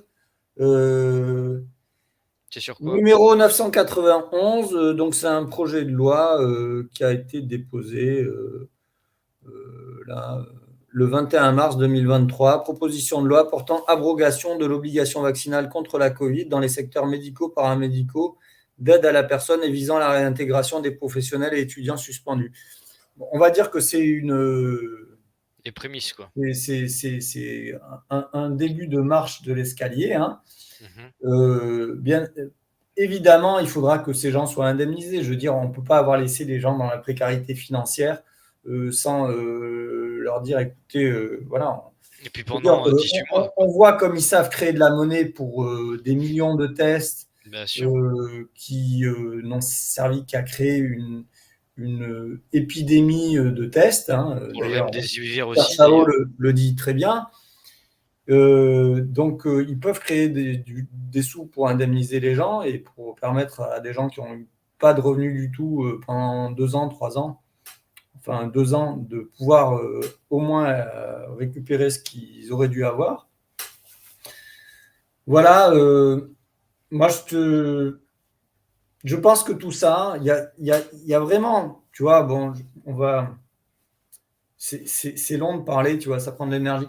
Moi, j'ai envie qu'on sorte de ce moment de l'histoire qui est très étonnant, qu'on en sorte grandi tous, que les gens qui devront aller répondre de leurs responsabilités, et moi j'ai répondu des miennes aussi devant la justice, hein, parce que je veux dire, j'ai quand même eu un rappel à la loi suite à une garde à vue, un deuxième audience pour l'histoire des masques où j'ai eu une relaxe totale, mais j'ai quand même eu aussi 24 heures de garde à vue. Donc moi, je réponds de mes actes et devant la justice. J'attends vraiment que les autres y soient conduits parce qu'il n'y a pas de demi-mesure, il n'y a pas de surhomme. C'est pas parce qu'on est ministre qu'on ne doit pas répondre devant la loi. Je l'ai écrit et je vous le dis, vous pouvez regarder Jérôme Cahuzac qui était ministre de la Santé aussi. Euh, Aussi. enfin, je ne sais pas s'il Non était non, ministre c'était, de la Santé, mais de en tout cas, l'économie. il était médecin et il a été en prison. Pour quelle raison? Je ne suis pas là pour refaire l'histoire, mais c'est juste pour illustrer que quand on est ministre, oui, on peut aussi être jugé. Donc, ils ne sont pas au-dessus de la loi. Et oui, ça peut arriver. Et oui, ça arrivera. Et moi, j'attends ce moment-là. Et j'ai envie de dire, ils apprendront de leurs erreurs. Moi, quand j'étais ma dernière garde à vue en octobre 2021, on m'a proposé avec une association de pouvoir aménager ma peine de prison si j'avais de la prison. Je ne te dis même pas dans quel état j'étais quand on m'a dit ça. Mais il faut que ces gens sachent que si demain ils ont de la prison, y compris de la prison ferme, ils peuvent demander un aménagement de leur peine. Je leur lance des pistes et j'en ai déjà parlé et je trouve que c'est plutôt intéressant. Ils peuvent se proposer pour aller faire aide-soignant dans les services de réanimation ou de rééducation où il y aura des blessés des vaccins du Covid. Ils peuvent se proposer pour aller faire du BTP ou du bitume chez Colas ou de l'agriculture pour mettre les mains dans la terre parce que je pense qu'il y en a quelques-uns, ils ne savent même pas ce que c'est que de retourner la terre ou d'être avec des animaux. Alors ça me Et fait penser justement et, à et l'idée de la prison ou du pénal, tu vois, on va prendre des ouais, considérations encore différentes. C'est bien pour des gens qui ont vécu des choses très graves dans leur vie, de pouvoir les dépasser, de pouvoir les guérir et demain de pouvoir être réinsérés dans la société. C'est pas juste pour les enfermer entre quatre murs en béton. Et ça, c'est la réalité pour plein de gens qui sont en prison aujourd'hui. C'est de pouvoir leur proposer une évolution dans leur vie. Et bien ça sûr, aussi, pour moi, c'est extrêmement important. Tu vois, ça sort du débat juste médecin, machin, Covid. bien sûr. Je te donne un exemple et que je trouve. Enfin, moi, ça me plaît. À côté de Montpellier, tu vois, ça va te parler. Il y a un château qui s'appelle le château de Montferrand, D'accord, qui est en oui. ruine, qui est un endroit magnifique. Ça plaira peut-être à Monsieur Bern si un jour il voit ce bout de vidéo. Et à Montpellier, il y a une prison à Villeneuve-les-Maglones où les gens sont enfermés dans je ne sais pas combien de milliers de mètres carrés de béton avec des fils barbelés. Et, alors peut-être on leur fait faire un peu de cuisine, deux, trois trucs, mais ils sont enfermés. Et en plus, quand on discute un peu avec les gens en garde à vue ou qui sortent de prison, en gros, ils continuent à faire leur trafic de stupéfiants. On leur balance par-dessus les fils de fer barbelés du cannabis et des téléphones portables. Enfin, vraiment, ils continuent à avoir un peu la même vie qu'avant, malheureusement. Et je me suis dit un jour, en se baladant à ce château, je me suis dit, mais pourquoi est-ce qu'on ne prend pas des camionnettes avec 200 prisonniers? On leur propose plusieurs corps de métier, Comme des travaux charpentier, d'intérêt généraux, quoi. tailleur de pierre, conducteur de travaux, cuisinier aussi, puisqu'il faut des cuisiniers pour faire la cuisine à ces gens. Et peut-être dans 10 ans ou dans 15 ans, avec des prisonniers eh ben, qui auront dépassé leur colère et leur souffrance, se seront construits dans des métiers, auront servi des choses d'utilité publique et là, en l'occurrence, de l'histoire, et on pourra faire visiter et créer des emplois. C'est juste, tout ça, c'est juste pour amener du cercle vertueux et de se dire oui, on peut vivre en collectivité. Oui, il peut y avoir des gens à un moment dans leur vie qui font des choses graves. Et oui, aussi, à un moment, ils pourront être réinsérés dans la société et exister en ayant, entre guillemets, purgé leur peine. Mais Bien sûr. c'est tout ça que je veux que demain, on puisse vivre ensemble. Alors justement, par rapport à tout ce que tu as vécu, que ce soit, le licenciement, les gardes à vue et cetera. Récemment, tu as fait une grève de la faim et j'aimerais que tu nous en parles déjà. Pourquoi? Dans quelles circonstances? Comment? Déjà comment, ça a été perçu autour de toi aussi? Comment tu l'as vécu? Et surtout comment tu vas depuis? Bah, je vais bien. Un peu Je vais fatigué, bien. mais c'est normal? Non, mais je vais bien. En fait, bon, tout ça, ça sera complètement purgé. Moi, j'attends vraiment la relax là, sur l'histoire de voir le non-lieu sur les 6 mois de prison avec sursis. C'est moi en septembre 2022, quand on m'a rendu ça au délibéré, t'as un coup de massue qui te tombe sur la gueule. Bien sûr. Euh, on a fait appel, donc c'est suspensif de la décision, donc en gros je suis libre, mais malgré tout, dans les médias, c'est toujours écrit, donc c'est pas très agréable. Ouais. J'ai envie de dire, en fait, il n'y a rien qui tient. Les 2 premières gardes à vue, c'était j'en ai déjà parlé avec Brusa, c'était une amie que je suis allé voir en fin de vie dans un service d'urgence. La cadre infirmière a refusé que je voie cette amie. Ça faisait 2 jours qu'ils avaient empêché tout le monde d'aller la voir. C'était en janvier 2021 pour un soi-disant protocole Covid, tu vois. Et en fait, j'ai voulu passer par le sas des urgences quand elle est rentrée et elle m'a plaqué contre le mur. Ils ont appelé les flics, ils ont dit aux flics que c'est moi qui avais attenté, qui avait voulu. Jamais j'ai donné le moindre coup à cette pauvre femme et elle le sait très bien. Et ça m'a donné lieu à un rappel à la loi, mais n'empêche que j'ai quand même fait, allez, on va dire 12 heures de garde à vue. Donc, rappel à la loi, en gros, en termes pénals, c'est que tu n'as pas été un mauvais citoyen. Je n'ai pas les termes juridiques pour vous l'exprimer. Et après, janvier 2021 aussi, j'ai fait une photo d'enfant sans masque que j'ai publiée sur Facebook. Ça a fait un tollé pas possible en local. Les 4 gamins qui étaient sur la photo ont été tous auditionnés un par un au commissariat de police. Enfin, ça a pris une ampleur astronomique devant l'école. Il y avait des flics tous les matins. Enfin, c'était juste.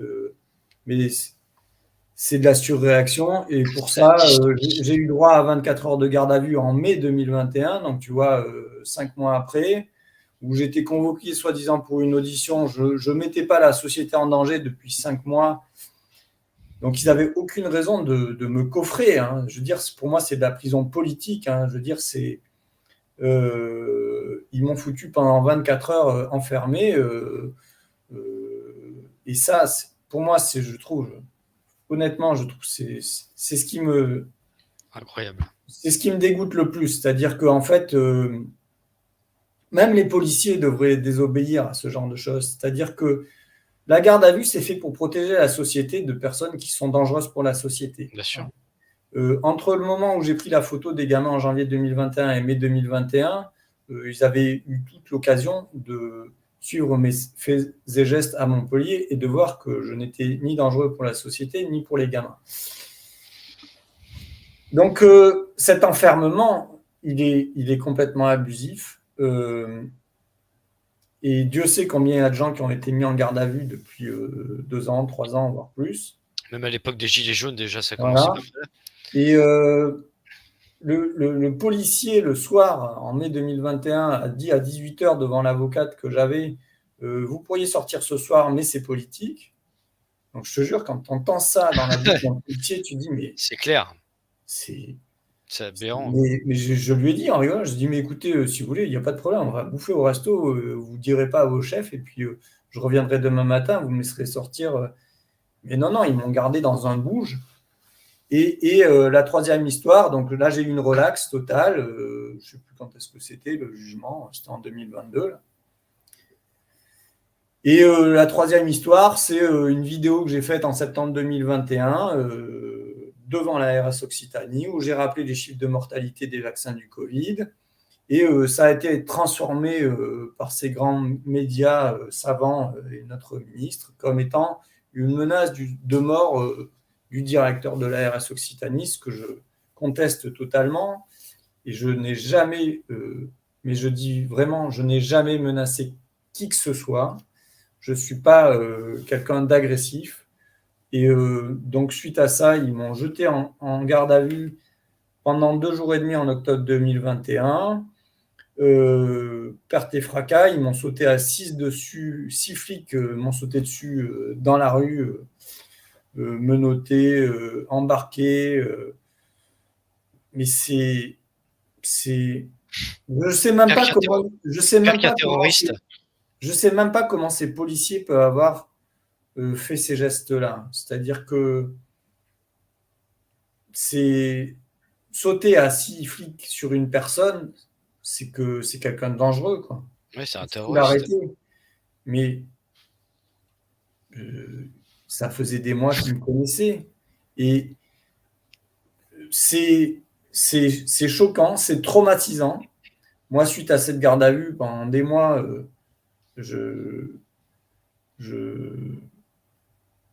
même encore aujourd'hui, j'ai un peu du mal avec ce corps de métier parce que parce que tu l'as vu de près sur d'autres aspects. J'ai lâché mes peurs, tu vois. octobre 2021, ils ont fait perquisition de là où je suis, du camion, de mes parents. Ils m'ont saisi mon ordinateur, mes 2 téléphones portables. Je suis sorti avec un contrôle judiciaire. J'ai évité au bracelet, tu vois. Enfin, il y avait un espèce de truc complètement, mais tellement malade. Et donc, j'avais un contrôle judiciaire, j'avais interdiction de sortir du territoire national français quand même, tu vois. Je veux dire, c'est. Tu dis, mais. Et les mecs en garde à vue, ils étaient à discuter de m'interdire de sortir de l'Hérault, tu vois. Donc, tout ça, c'est. Et interdiction d'aller en manifestation, interdiction de publier des trucs sur les réseaux sociaux. Et on a fait sauter tout ça avec mon avocat. Donc ton avocat, c'est Maître Brusa, c'est ça? Non, non, Non? c'est un avocat de Montpellier, mais peu importe. D'accord. Mais si tu veux, donc là, j'ai toujours 6 mois de prison avec sursis en appel.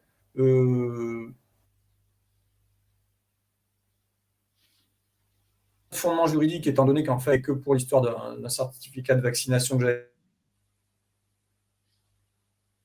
qui s'appelle Mélanie Massip, 15 ans, qui est décédée d'une myocardite vaccinale et dont les parents aujourd'hui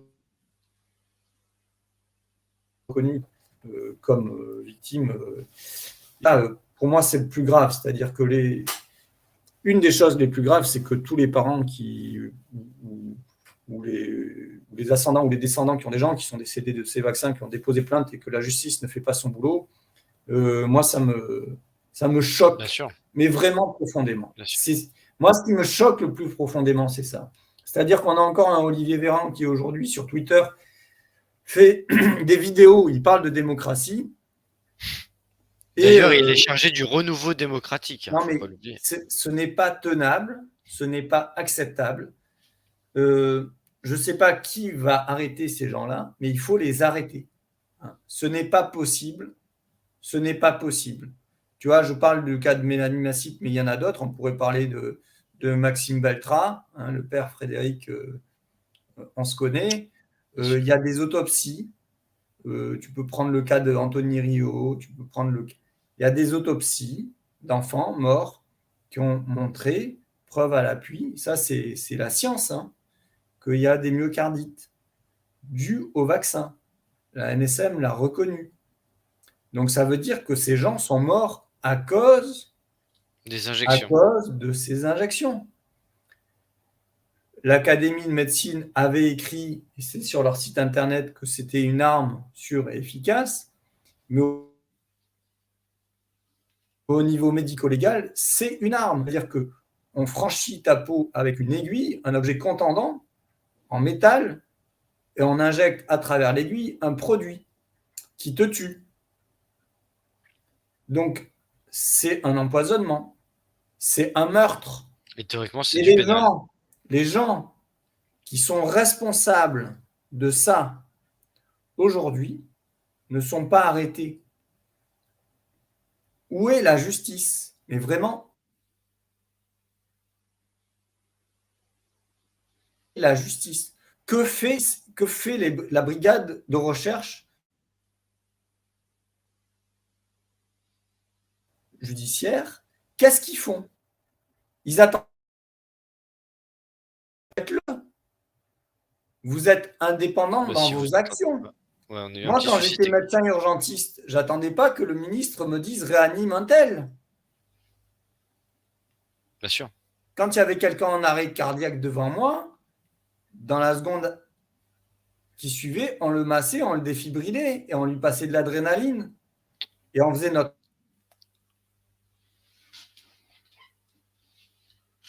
Donc, moi, j'attends.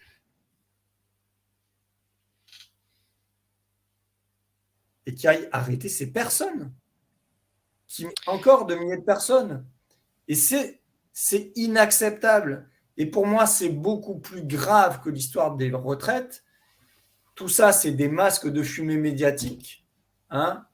J'ai tweeté encore aujourd'hui, vous voulez des retraites, très bien, mais si demain, avec des myocardites, vous vous aggravez et que quand vous avez 30 ans ou 40 ans, vous avez une insuffisance cardiaque ou un AVC et que vous êtes paralysé, que vous ne pouvez pas monter de 2 étages, vous allez vachement l'apprécier, votre retraite. Mais parler des vaccins du Covid, et dites oui, j'ai été vacciné 2 ou 3 doses, j'ai écouté Denis Agré, je veux l'arrêt des vaccins et je veux que les gens qui sont en poste soient arrêtés. C'est pas possible.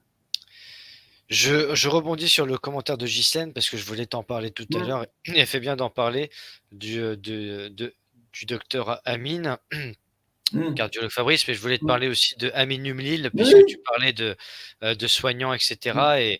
Et quand Véran a été confronté à un soignant suspendu dans l'émission d'Hanouna, qui lui a jeté d'ailleurs le gant symboliquement, Amin Numlil a été révoqué le lendemain en tant que pharmacien, et je le salue ce soir parce que on voit bien que les prises de position de gens qui ont décidé de dire non, de dénoncer des choses que, entre guillemets, le citoyen lambda ne savait pas, puisque le citoyen lambda, j'allais dire, qui suit le mouvement, bah, lui fait confiance aux médecins, fait confiance aux pharmaciens, fait confiance à des gens qui ont un parcours universitaire assez riche.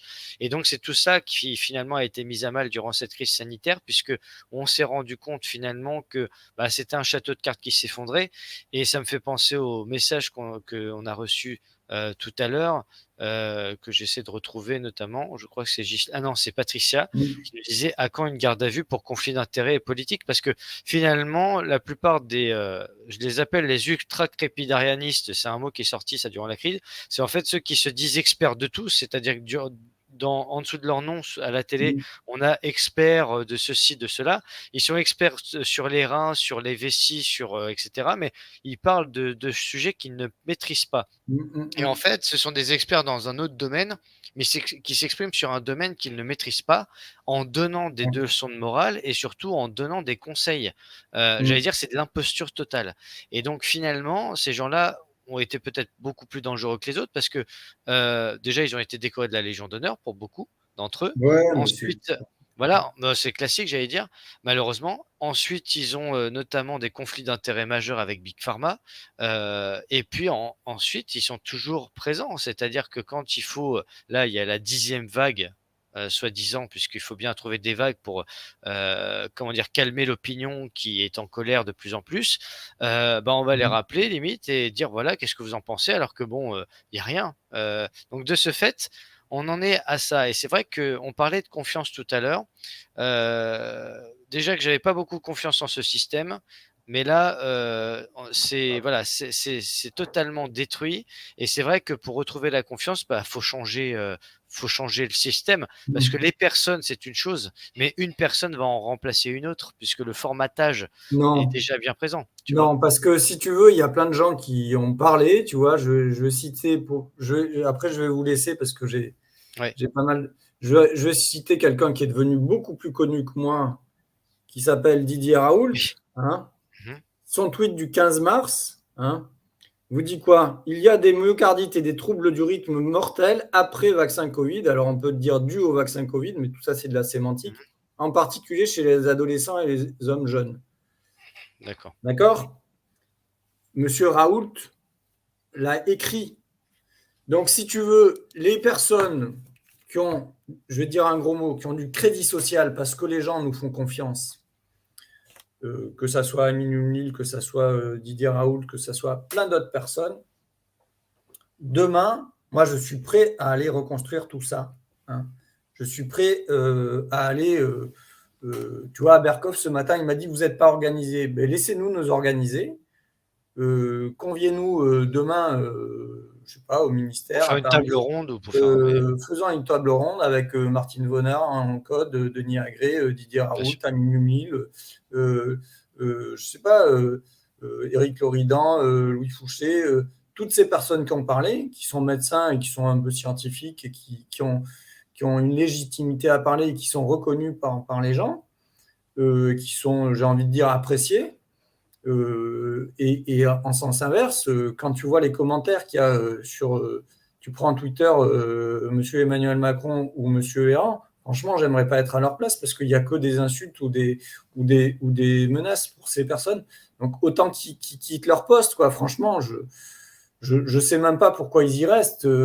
Ils prennent pas en considération les messages qu'ils reçoivent. Et une des choses, tu vois, il y a pour aussi finir, mais s'il vous plaît, que ça soit du côté des manifestants ou des policiers, arrêtez de vous battre entre humains, restez calme, postez des messages sur les réseaux sociaux, dites que vous ne voulez plus. Et une des choses qui, à mon sens, marchera très très bien, c'est de la désobéissance civile. Je l'ai tweeté. Vous restez tous, vous vous confinez de manière volontaire du 1er au 8 mai. Je peux vous dire que s'il y a même que 5 millions de gens en France qui, du 1er au 8 mai, restent chez eux et ne vont pas au travail, vont même pas chercher un arrêt maladie ou un truc, ou un machin truc, et que pendant 8 jours, il n'y a plus personne qui va bosser, il n'y a pas besoin de bloquer les autoroutes, les machins, les trucs, mais le système, il s'arrête. Vous criez 2, 3 noms connus sur les réseaux en disant on veut que ces gens-là passent à la télé, et on aura votre crédit, on aura votre parole qui nous permettra de parler demain. Pourquoi du 1er au 8 mai? Parce que le 8 mai 45, il paraît que c'était Ah oui. l'armistice. Oui, puis le 1er mai, c'est la fête du travail. Moi, le 1er mai, c'est la fête du travail, donc tout le monde va aller manifester. Pour peu que ça soit encore sanglant, ma foi, moi, j'y serai pas parce que j'ai pas envie de me prendre une bastos dans la gueule, hein, gratuite, hein, parce qu'on en est quasiment là. Hein. Par contre, intérieurement, j'y serai. Hein, mais et si pendant une semaine, il n'y a plus personne qui va bosser, mais je peux te dire que le système, il s'arrête net, quoi. Si tous les gens qui sont à la poste vont plus bosser, si tous les gens qui sont chez Carrefour, Leclerc, machin, vont plus bosser. Est-ce que tu y crois encore, ça? Mais il faut juste que ça passe par la conscience des gens. Ouais. Mais il faut juste que ça passe par la conscience et la responsabilité. La grève de la consommation, on le propose depuis les Gilets jaunes, et le problème, c'est que sur mais peut-être que ça va arriver à ce moment-là. Après, oui. Moi, c'est pour ça que j'ai proposé ces dates-là. C'est-à-dire que c'est des dates phares. Hein. C'est des dates où le 1er, c'est une date énorme, mais faites la manifestation chez vous. Et moi, je ne crois plus au courant politique de droite ou de gauche. Hein. Ça fait 2 ans qu'ils nous baladent, 3 ans qu'ils nous baladent. Il y a eu des nouveaux députés. Ils n'ont toujours pas parlé des effets indésirables graves des vaccins à l'Assemblée nationale. Où est-ce que vous êtes, hein? Moi, j'ai interpellé des députés de droite comme de gauche. Mais s'en foutent. Je leur ai donné des données, hein, que ça soit du côté Mélenchon, du côté Le Pen, je leur ai tout donné. Hein. Ils le savent. Y compris, je vais le citer de nouveau, Monsieur Lassalle. Ils le savent. Hein. Il n'y en a pas un qui en a parlé à l'Assemblée. Il n'y en a pas un qui a parlé de mon nom. Alors, Jean Lassalle, il n'est plus à l'Assemblée, mais il en a parlé dans les médias. Non, il n'a pas parlé de moi. Hein. Jean Lassalle, moi, en avril 2021, mais ce n'est pas une histoire de personne. Moi, Jean Lassalle, je lui ai écrit un mail en avril 2021. J'étais sur sa liste Résistons pour les régionales. Hein. Il m'a encore écrit par SMS en disant Denis, j'attends la transparence. Mais que lui, il incarne la transparence. Qui disent oui, Denis Agré m'avait écrit par mail en mai 2021 qu'il y avait des effets indésirables graves des vaccins du Covid et que j'en ai pas parlé à l'Assemblée. C'est ça la vraie transparence. Si tu veux, Denis, j'ai contacté Jean Lassalle, je l'ai invité pour faire une émission, je n'ai pas encore eu de réponse, donc je vais le relancer. Mais si j'arrive à faire une émission avec lui, j'en parlerai. Mais oui, mais tu vois, tout ça, il faut que ça passe par la conscience des gens, que l'action du groupe de désobéissance, elle peut être majeure et que, je le redis en conclusion, si du 1er au 8 mai, vous restez chez vous et vous n'allez pas au boulot, mais tout va... Le gouvernement, l'économie va s'écrouler. Vous poussez 2, 3 noms à la télé. Il y a un monsieur, Varoudjan, là, qui a fait une liste de gens qui pourraient être la suite de prendre le gouvernement, parce qu'il faut que demain, on ait des personnes vertueuses qui soient reconnues à la place. Il ne faut pas remettre des marionnettes d'un système capitaliste. On l'a tous compris. Et si demain, vous poussez 10, 20, 30 noms qui vous plaisent, faites-le. Tu vois, on peut parler, tu vois, il y a des gens comme Étienne Chouard, il y a des gens qui ne sont pas politiciens, mais qui portent des valeurs et des notions qui sont hyper fondamentales. Et du coup, si vous nous citez régulièrement, eh bien, on aura droit de parler et on aura droit de citer. Mais on est là pour vous. Moi, je suis là pour vous. Tout ce que j'ai fait dans mon métier de médecin depuis que je suis thésé et même avant jusqu'à maintenant, c'est pour aider les gens, c'est pour leur tendre la main. Enfin, voilà. Très Donc, bien. merci Nicolas. Eh beh, merci à toi. On va te Heu, laisser parce que je ouais. sais que tu as une autre émission ce Mmh. soir. Mmh. Je remercie les auditeurs qui ont bien participé. Alors je rappelle que dans, le lien de l'émission, en description, vous avez, les liens, des réseaux sociaux de Denis. Vous avez également sa pétition qui a plus de 32 000 vues. Donc sur son parcours, vous aurez tout son CV et cetera dans la pétition. Abonnez-vous à la chaîne YouTube puisque d'autres émissions sont en cours. Déjà, le planning d'avril est complet pour les émissions. Donc, samedi soir, je recevrai au 1er avril, je crois que c'est samedi le 1er avril, c'est pas un poisson d'avril, hein, mais je recevrai Bernard Cron à 18h. Et merci à toi, Denis, pour ton courage, ta résistance, même pour cette grève de la faim, malheureusement, qui n'a pas été très médiatisée. C'est pour ça que je voulais en parler ce soir avec toi. Et Ouais, bon, en 2 mots, c'est fini, ça va bien. voilà, C'était médiatique. Il y a un maire qui s'appelle Roger Didier, qui était le maire de Gap où j'ai habité, qui a ouais, fait une gaffe de la faim il y a un an, même pas pour demander l'arrivée de professeurs, et ça a été hyper médiatisé.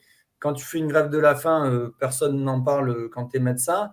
Et juste pour rassurer les gens, une grève de la faim, c'est rien d'autre qu'un jeûne bien sûr. pendant la durée de temps que tu t'accordes. Voilà. Tu as Donc, juste bu. voilà, et tout va Voilà. bien. Merci. Et ça fait du Merci à bien. toi, Denis. Merci beaucoup et puis je vous souhaite une bonne soirée. Merci. Allez, merci. Au revoir.